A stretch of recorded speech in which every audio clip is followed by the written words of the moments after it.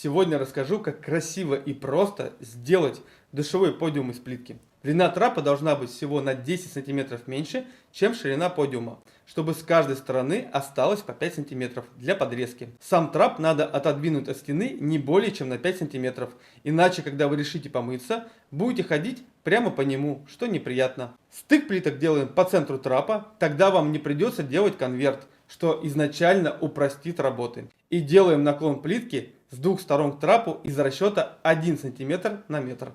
Сохраните это видео и сделайте репост, чтобы у всех в мире душевые подиумы были практичные и удобные.